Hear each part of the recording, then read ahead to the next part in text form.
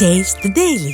தொடர் விடுமுறை மற்றும் சுபமுகூர்த்த நாள் என்பதால் தூத்துக்குடி மாவட்டம் திருச்செந்தூர் சுப்பிரமணிய சுவாமி கோயிலில் கடுமையான நெரிசல் ஏற்பட்டது. ஏராளமான பக்தர்கள் 5 மணி நேரம் காத்திருந்து சுவாமி தரிசனம் செய்தனர். 100 ரூபாய் கட்டண தரிசனத்தில் 4 மணி நேரம் காத்திருந்து சுவாமி தரிசனம் செய்தனர். மேலும் ஆயிரக்கணக்கான வாகனங்களில் பக்தர்கள் வந்திருந்ததால் திருச்செந்தூர் நகர் பகுதி முழுவதும் கடுமையான போக்குவரத்து நெரிசல் ஏற்பட்டுள்ளது. பக்தர்களுக்கு அடிப்படை வசதிகளை கூடுதலாக அமைத்துக் கொடுக்க விடியா திமுக அரசின் கோயில் நிர்வாகத்திற்கு பக்தர்கள் கோரிக்கை விடுத்துள்ளனர். கள்ளக்குறிச்சி மாவட்டம் மணலூர்பேட்டை வீர ஆஞ்சநேயர் ஆலய கும்பாபிஷேக விழாவில் ஏராளமான பக்தர்கள் கலந்து கொண்டனர். வீர ஆஞ்சநேயர் ஆலயத்தில் கடந்த 6 மாத காலமாக ஆலய வளாகம் மற்றும் 40 அடி உயர ஆஞ்சநேயர் சிலை புதுப்பிக்கும் பணி நடைபெற்றது. தொடர்ந்து தென்பெண்ணை ஆற்றில் இருந்து எடுத்து வரப்பட்ட புனித நீரை கொண்டு 40 அடி உயரமுள்ள ஆஞ்சநேயர் சிலையில் ஊற்றி கும்பாபிஷேகம் நடைபெற்றது. இந்த நிகழ்ச்சியில் சுற்றுவட்டார பகுதிகளில் இருந்து ஏராளமான பொதுமக்கள் கலந்து கொண்டு சாமி தரிசனம் செய்தனர்.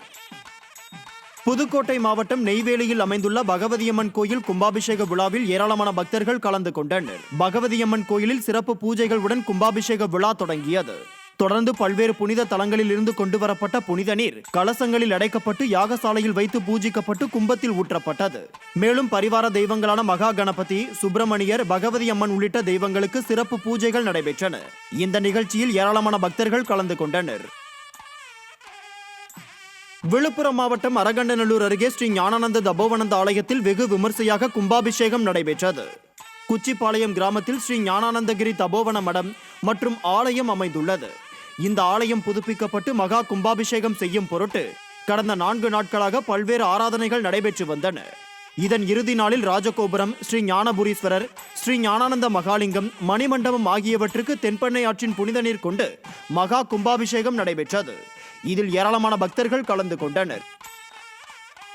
கன்னியாகுமரி மாவட்டம் வடசேரியில் அக்கசாலை விநாயகர் மற்றும் ஸ்ரீ துர்கா பரமேஸ்வரி பூதம்மன் கோயிலில் 450 ஆண்டுகளுக்கு பின்பு கும்பாபிஷேகம் நடைபெற்றது. அக்கசாலை விநாயகர் கோயில் மற்றும் ஸ்ரீ துர்கா பரமேஸ்வரி பூதம்மன் கோயிலில் மகா கும்பாபிஷேக விழா கடந்த 13ஆம் தேதி பூஜைகளுடன் தொடங்கியது. இதையடுத்து கோயில் மூலவர்களுக்கு சிறப்பு பூஜைகள் நடைபெற்றன.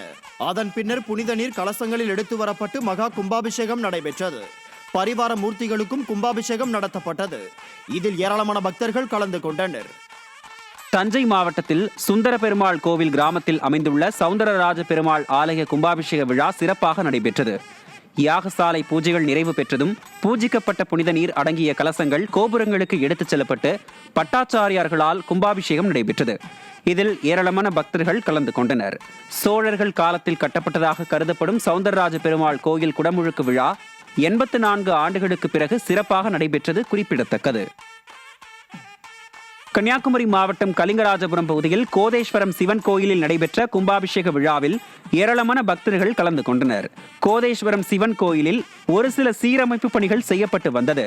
இந்த பணிகள் தற்போது நிறைவடைந்த நிலையில் கடந்த 10ஆம் தேதி கும்பாபிஷேக விழா தொடங்கியது. இதன் இறுதி நாளில் புனித நீர் ஊர்வலமாக எடுத்து வரப்பட்டு கலசத்தின் மீது தெளித்து கும்பாபிஷேகம் நடைபெற்றது. 102 வருடங்களுக்கு பிறகு நடக்கும் இந்நிகழ்வில் ஏராளமான பக்தர்கள் கலந்து கொண்டனர்.